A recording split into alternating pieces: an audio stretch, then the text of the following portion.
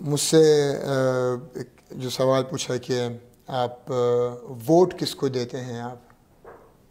سوال تھا نا یہ، ووٹ کس کو دیتے ہیں آپ؟ تو میری اپنی ایک رائے ہے، مگر میں قرآن شریف سے ایک حوالہ یہاں پہ دے دوں کہ ووٹ ایک امانت ہے، اسی کو دیں جو کہ اس کا حق ادا کر سکے، جو نیک ہو، جس کو آپ جانتے ہوں کہ اس نے بددیانتی نہیں کرنی، یہ بے ایمان شخص نہیں ہے، آپ جانتے ہوں اس کے بارے میں، یا اگر وہ بے ایمان یا بددین اگر وہ پہلے ہو تو آپ کے پاس یہ واضح ثبوت ہونا چاہیے کہ اس شخص نے توبہ کر لی ہے اور رجوع اللہ کر لیا ہے، تو آپ اس شخص کو آپ ووٹ دیں۔ اختیار آپ کو یہ استعمال کرنا خود چاہیے، اور اگر آپ یہ اختیار استعمال نہیں کریں گے اور آپ بولیں گے کہ بھائی سب چور ہیں اور میں ووٹ نہیں دے رہا، تو آپ اپنی قوم کے ساتھ، اپنے ملک کے ساتھ زیادتی کر رہے ہیں۔ تو آپ کو اپنا ووٹ اور رائٹ آف ووٹ آپ کو اپنا پریکٹس کرنا، اس کا ایکسرسائز کرنا سب پہ واجب ہے، ٹھیک ہے۔ ویسے تو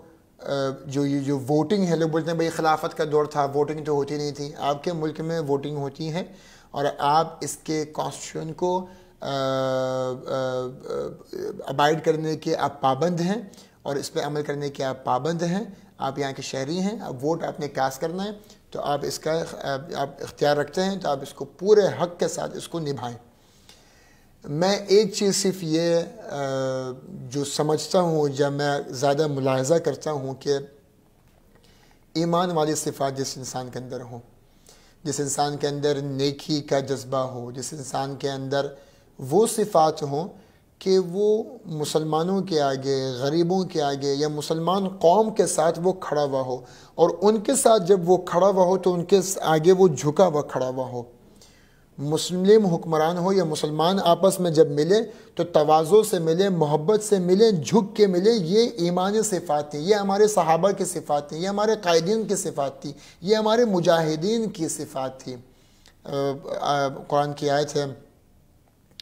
محمد رسول اللہ والذین معه اشداء علی الکفار رحماء بینہم، یعنی کہ جو نبی مصطفیٰ صلی اللہ علیہ وسلم کے ساتھ تھے، اشداء علی الکفار، کافروں پہ وہ بڑے مضبوط ہوتے تھے، سخت ہوتے تھے۔ آج کیا ہیں؟ آج ہم کفرستان کے کافروں کے آگے ہم لوگ جب جاتے ہیں کانفرنسز میں یا کسی بھی فارن پالیسی ہم بنانے کے لیے، تو ان کے آگے ہم جھکے ہوئے ہوتے ہیں، امریکہ اور برطانیہ کے آگے ہم جھکے ہوئے ہوتے ہیں، اور ہم اپنے ہی مسلمانوں کے آگے سخت ہوتے ہیں اور انہی کو ہم ذبح کر رہے ہوتے ہیں۔ تو اشداء علی الکفار رحماء بینہم، اس کا مقصد نہیں کہ آپ کافروں کے آپ ظلم کریں گے، ظلم آپ کسی بھی نہیں کریں گے، مگر آپ سخت ضرور ہوں گے، آپ زیادہ جھکاؤ میں نہیں آئیں گے ان کے آگے، ٹھیک ہے۔ اور جب آپ مسلمان حکمران کے ساتھ ہوں، جب مسلمانوں کے ساتھ ہوں، غریبوں کے ساتھ ہوں، تو آپ نے ان سے آپ نے تواضع کے ساتھ، انکساری کے ساتھ، عاجزی کے ساتھ آپ نے ان سے وہ آپ کو نظر آتا ہو کہ یہ شخص ان کے آگے اس طریقے سے ملتا ہے۔ ایک تو یہ میں ضرور دیکھتا ہوں۔ دوسری چیز میں یہ دیکھتا ہوں قرآن شریف میں سورہ مجادلہ کی آخری آیت کہاں سے شروع ہوتی ہے؟ لا تجد قوما یؤمنون باللہ والیوم الآخر یوادون من حاد اللہ ورسولہ، صحیح صاحب؟ لا تجد قوما یؤمنون باللہ والیوم الآخر یوادون من حاد اللہ ورسولہ، کہ لا تجدو تم نہیں پاؤ گے یا تم نہیں دیکھو گے، قوم لا تجد قوما یؤمنون باللہ، کہ وہ قوم یا وہ لوگ جو اللہ اور رسول پہ ایمان رکھتے ہیں، یوادون من حاد اللہ ورسولہ، وہ لوگ مودت، الفت، رحمت اور دوستی اور تعلق قائم کرتے ہیں ان لوگوں کے ساتھ جنہوں نے اللہ اور رسول کی مخالفت اعلان کی ہو۔ آپ کو پتہ ہے کہ کوئی شخص چور ہے، کوئی شخص ڈاکو ہے، کوئی شخص بددین ہے، کوئی شخص منافق ہے، یا کسی شخص نے اسلام کو یا مسلمانوں کو نقصان پہنچایا ہے، اس شخص کے اگر آپ حامی ہیں، اگر ایک شخص جو کہ منسٹر بن رہا ہے یا وزیر بن رہا ہے اور اس کی پالیسی یا اس کے مزاج میں یہ ہے کہ وہ ان شخصیات کا دفاع کر رہا ہے جن شخصیات نے ملک کو لوٹا یا چوری کی یا غبن کیا یا انہوں نے مسلمانوں کو نقصان پہنچایا یا مسلمانوں کے حق پہ آواز نہیں اٹھائی، میں اس شخص کو بھی ووٹ نہیں دوں گا۔ اور اگر وہ شخص ان کے ساتھ مودت رکھتا ہے تو وہ میرے لیے ڈسکوالیفائی ہو جائے گا۔ اور جو شخص ایسے لوگوں سے بغاوت کرتا ہے، جنہوں نے اسلام کو یا مسلمانوں کو نقصان پہنچایا، اگر کوئی شخص ایسی قوم کے ساتھ بغاوت کر کے اسلام کے لیے سربلند ہوتا ہے، میرا ووٹ اس کو کاسٹ ہوگا پھر۔ تو یہ چند ایک چیزیں ہیں کہ جس پہ ہم احتساب کر لیں کہ آج آپ کسی بھی پارٹی کو، میں نام نہیں لوں گا، ساری ہوں، جماعت اسلامی ہو، پیپلز پارٹی ہو، ایم کیو ایم ہو، ان کے مصطفیٰ کمال کی کون سی پارٹی ہے؟ پی ایس پی ہے،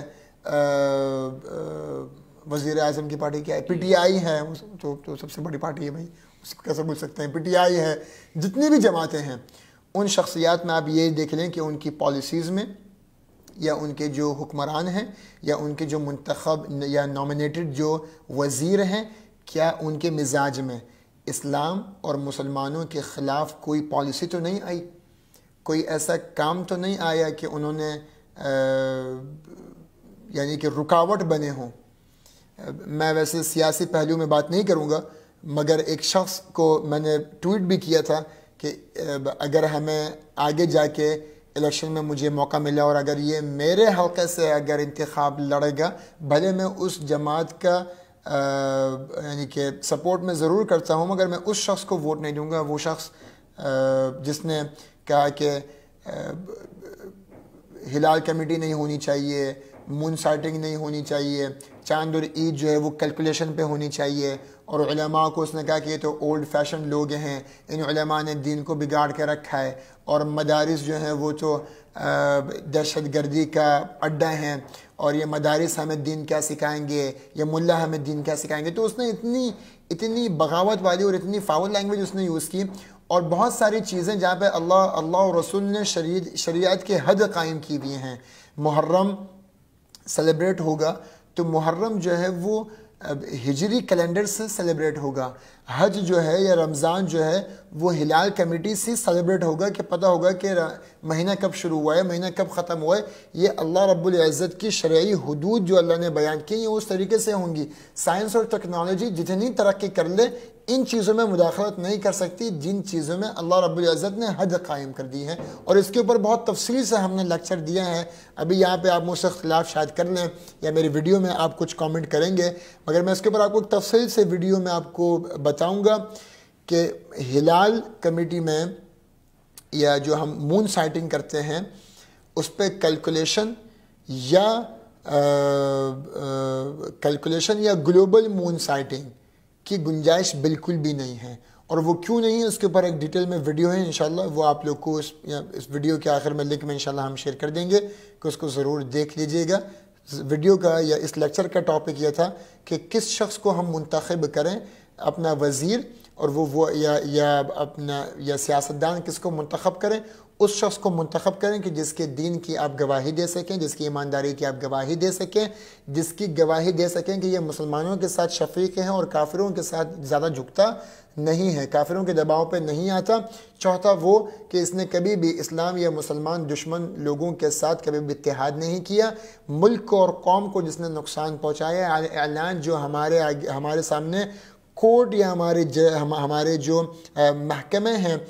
ان سے ہمیں پتہ ہے، ثابت ہے ان پہ کیسز کہ یہ چور ڈاکو ہیں، اور ان کی حمایت میں اگر وہ شخص کھڑا ہوتا ہے تو ان لوگوں کو ہمیں ڈسکوالیفائی کرنا چاہیے، اور ان کو ہم ووٹ نہ دیں، اور ہمیں یہی کر کے اپنے ملک اور اپنے قوم اور اپنے گھر والوں کے ساتھ ہمیں یہ وفاداری نبھانی ضرور چاہیے۔